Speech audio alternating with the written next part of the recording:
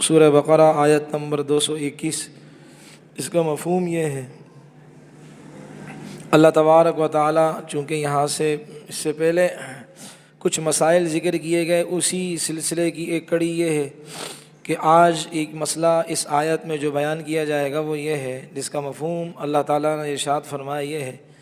کہ آپ لوگ شرک کرنے والی عورتوں سے نکاح نہ کرو جب تک کہ وہ ایمان نہ لائیں۔ شرک کرنے والی عورتوں سے نکاح نہ کرو جب تک کہ وہ ایمان نہ لائیں۔ اور ایمان والی باندی، ایمان والی لونڈی باندی، یہ مشرک عورت سے بہتر ہے، اس لیے اس کے دل میں ایمان ہے،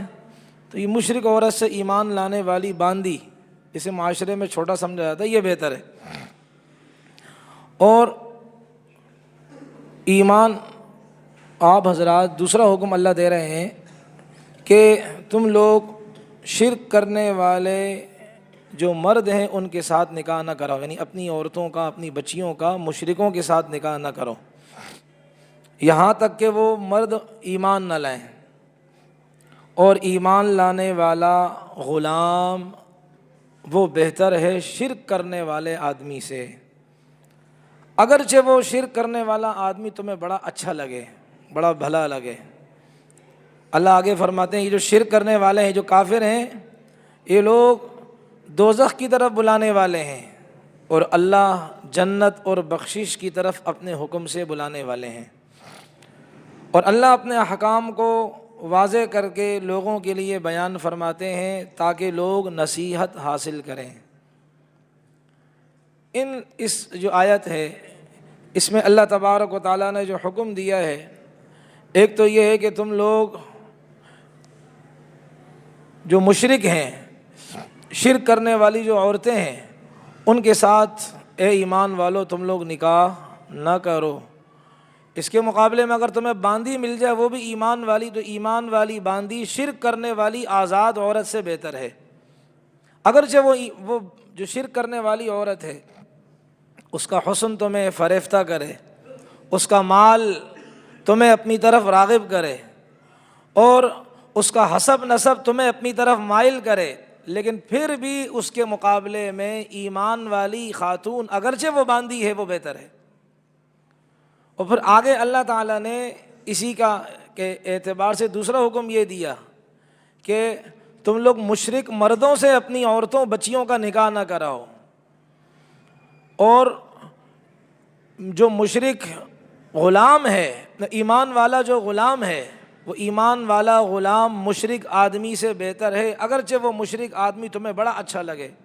ڈیل ڈول کے اعتبار سے، چمک دمک کے اعتبار سے، مال و زر کے اعتبار سے، حسب نسب کے اعتبار سے تمہیں وہ آدمی بڑا اچھا لگے، لیکن کیا ہے بھائی، غلام ہے، یعنی قسم پرس ہے، غریب ہے، لیکن ایمان والا ہے، اس کو بچی دے دو، لیکن مشرک انسان کو اپنی بچی نہیں دو۔ اب آگے اللہ نے عجیب بات فرمائی کہ یہ مشرک جو ہیں، یہ جو کافر ہیں، یہ تو دوزخ کی طرف بلانے والے، شادی کرواؤ گے بچی کی تو اس بچی کو بھی کافر بنا دیں گے، بچی کو بھی اپنے عقیدے والا بنا دیں گے، بچی کو بھی کیا کر دیں گے، ان کی ذہن سازی کر کے، برین واشنگ کر کے اپنا ہم نوا بنا دیں گے، اس سے جو اولاد ہوگی وہ بھی اسی طرح ہوگی۔ تو یہ تو تمہاری نسل کو دوزخ کی طرف بلانے والے ہیں، اور اللہ تو تمہاری نسل کو بچانے والے ہیں، جنت کی طرف لے جانے والے ہیں۔ اور اللہ فرماتے کھول کھول کر میں احکام بیان کرتا ہوں تاکہ نصیحت لوگ کیا کریں، حاصل کریں۔ تو قرآن کریم بڑی عجیب اللہ کی کتاب ہے۔ اس سے پہلے آپ نے یتیموں کے بارے میں احکام سنے، تو ظاہر بات ہے یتیموں میں اور ان کے بارے میں یہ حکم بھی آیا تھا کہ یتیموں کا خیال رکھنا، اور ان کے خیال رکھنے کی ایک صورت کیا ہے کہ یتیم بچی اگر ہے، اس کی ماں چونکہ بیوہ ہو گئی ہے تو اس کو اپنے نکاح میں لے لو، تو یتیم بچی بھی تمہاری پرورش میں آ جائے گی، اس کی ماں بھی آ جائے گی، بچہ بھی آ جائے گا، تو تم ایک خاندان کی پرورش کا ذریعہ بنو گے۔ اب ظاہر بات ہے یتیم میں تو ظاہر بات ہے کہ مسلمان وہ مرتا ہے تو اس کا بیٹا یتیم ہے، تو اسی طرح کافر جو مرتا ہے تو چھوٹے چھوٹے بچے اس کے بھی رہ جاتے ہیں۔ اب کافر کی بیوی مشرکہ ہے، اب کیا اس مشرکہ عورت سے نکاح کر سکتے ہیں؟ اللہ نے فرمایا نہیں کر سکتے۔ اور اگر کیا ہے اسی طریقے سے وہ اس کا الٹا کر دیں کہ اگر کیا ہے کوئی کافر اچھا لگ رہا ہے اور اس سے آپ اپنی بچی کا نکاح، کہا یہ بھی نہیں کر سکتے ہیں۔ تو اس آیت کے اندر آج اس میں تھوڑی سی بات عرض کرنی ہے کہ مشرک سے نکاح مسلمان کا، نہ خاتون کا نہ مرد کا، کسی صورت میں نہیں ہو سکتا ہے۔ چنانچہ روایات کے اندر آتا ہے کہ رسول پاک علیہ الصلاۃ والسلام کے ایک صحابی ہیں، آپ علیہ السلام نے اپنے صحابہ میں سے کسی صحابی کو بھیجا، ابو مرثد یہ صحابی ہیں، ان کو بھیجا آپ علیہ السلام نے کہ جائیں مکہ، چونکہ آپ علیہ السلام مدینہ پاک میں تھے۔ آپ علیہ السلام نے فرمایا جائیں مکہ اور وہاں میرے کچھ صحابہ ہیں، ان کو چھڑا کر لے کر آئیں، کسی طریقے سے ان کو لے کر آئیں۔ اب جب یہ وہاں گئے تو ان کے زمانے جاہلیت کی ایک بیوی تھی، عورت تھی، کانت لہو امرأۃ فی الجاہلیۃ، جاہلیت کے زمانے میں ایک خاتون تھی، یہ ان سے بڑی محبت کرتے تھے، لیکن چونکہ اسلام انہوں نے قبول کیا اب معاملہ ختم، تو وہ چاہ رہی تھی کہ یہ مجھ سے علیحدگی میں ملے، پیغام دیا مجھ سے ملو علیحدگی میں، کہا نہیں مل سکتا، تو کافر میں مسلمان، اب معاملہ نہیں ہے۔ کہا میں تم سے شادی کرنا چاہتی ہوں، شادی کر لو پھر تو میاں بیوی ہو جائیں گے۔ کہا شادی بھی نہیں کر سکتا ہوں جب تک کہ نبی علیہ السلام سے پوچھ نہ لوں کہ آپ علیہ السلام اس بارے میں کیا فرماتے ہیں۔ تو مشرک عورت ہے، بت پرستی کرنے والی ہے، بتوں کی پوجا پاٹ کرنے والی، میں ٹھہرا مسلمان، اب ہم دونوں کا نکاح ہو سکتے نہیں ہو سکتا، یہ تو نبی علیہ السلام بتائیں گے۔ تو پہلے جب تک نبی علیہ الصلاۃ والسلام سے پوچھ نہ لوں اس وقت تک میں آپ سے شادی نہیں کر سکتا۔ رسول پاک علیہ الصلاۃ والسلام کی خدمت میں گئے، ساری بات بتائی، اس پر قرآن کی آیت اتری نہیں کر سکتے ہیں جب تک کہ وہ مسلمان نہ ہو جائے۔ تو اس کے مقابلے میں ایمان والی باندی لونڈی مشرکہ عورت کے مقابلے میں، مشرکہ عورت کے بڑے حسن کے جلوے ہوں، بڑی خوبصورت ہو، بڑا مال ہو اس کے پاس، حسب نسب بہت اونچا ہو، یوں اونچائی پہ دیکھے تو ہمارے سر کی ٹوپی گر جائے، اتنی اونچی نسب والی ہو، لیکن اللہ کو قبول نہیں، اس لیے کہ قرآن میں اللہ نے واضح فرمایا انما المشرکون نجس، شرک کرنے والے ناپاک ہیں، پلید ہیں۔ ایمان والے کے دل میں نور ہے، پلید ایمان والے کے پاس کیسے آ سکتا ہے؟ اللہ نے واضح کیا بھائی، اس لیے نہیں کر سکتے ہیں۔ تو اور اگر ایمان والی باندی ہو اس مشرک عورت کے مقابلے میں، اس باندی کو قبول کر لو، اپنے گھر کی عزت بنا لو۔ چنانچہ آتا ہے روایتوں کے اندر، تفاسیر کے اندر ایک بات کہ عبداللہ ابن رواحہ رضی اللہ تعالیٰ عنہ، ان کی ایک باندی تھی، ایمان والی باندی تھی،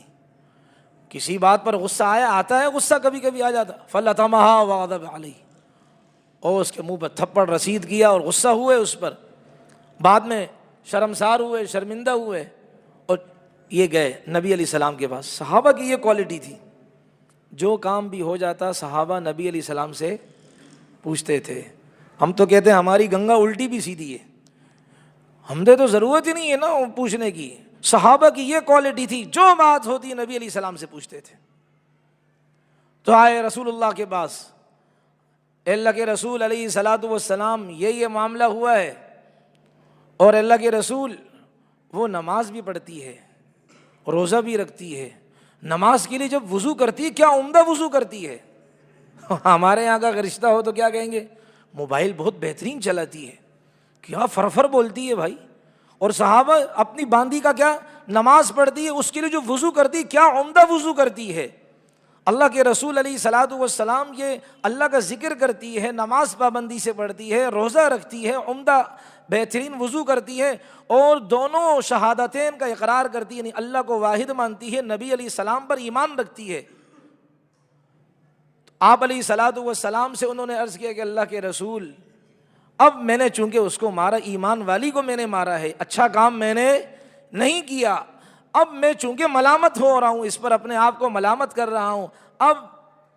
میں نے اس کو آئندہ کے لیے آزاد کیا، اور اس کو میں اب اپنی بیوی کی شکل میں اپنے پاس لے کر آتا ہوں۔ اس زمانے میں باندی کو بیوی بنانا عیب سمجھا جاتا تھا۔ لوگوں نے کہا عبداللہ ابن رواحہ کیا کر رہے ہو،